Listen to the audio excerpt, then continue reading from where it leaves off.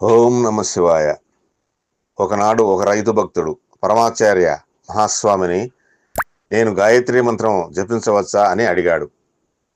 ఈ ప్రశ్న ఎంతటి వారినైనా ధర్మ సంకటంలో పడేస్తుంది. జపించవచ్చు అన్నా జపించకూడదు అన్నా చర్చాంశనీయం అవుతుంది.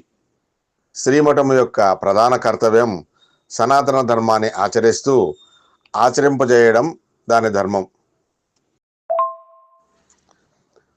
ఆ రైతు బిడ్డ ప్రశ్నకు పరమాచార్య స్వామివారు ఏమి చెబుతారో ఎవరికీ తెలియదు. కానీ స్వామివారు ఏ క్లిష్ట సమస్యకైనా వారిదైన విశిష్ట శైలిలో పరిష్కారం చూపించగలరు.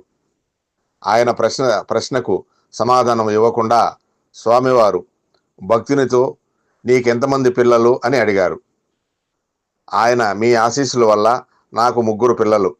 మొదటి అమ్మాయికి 5 ఏళ్ళు, రెండవ అమ్మాయికి 3 ఏళ్ళు, మూడవ అమ్మాయికి 6 నెలలు అని చెప్పారు. అప్పుడు స్వామి ఇలా అన్నారు, ఒకరిని గాయత్రి అని, రెండో అమ్మాయిని సంధ్య అని, మూడో అమ్మాయికి సావిత్రి అని పేర్లు పెట్టండి.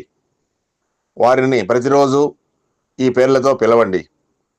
ఇలా నువ్వు రోజు గాయత్రి, సంధ్య, సావిత్రి అని పిలుస్తూ ఉంటే నీకు గాయత్రి మంత్ర పుణ్యఫలం దక్కుతుంది అని దీవించారు. ఆ భక్తుని మొహం ఆనందమయం.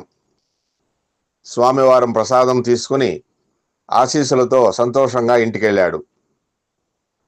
వర్ణ వ్యవస్థలో ఆరుగాలం శ్రమించే శూద్రులు గాయత్రి మంత్రం జపించనవసరం లేదు. ఉదయాన్నే సూర్య నమస్కారం మనస్ఫూర్తిగా చేస్తే 1000 గాయత్రి మంత్ర ఫలం వారి ఖాతాలో పడుతుంది. అనుకూలం ఉన్నవారు భవిష్యోత్తర పురాణంలోని బ్రహ్మస్తోక్త సూర్యస్థుతిని చదువుకోవడం మంచిది. ఓం నమ శివాయ. ఓం నమ శివాయ.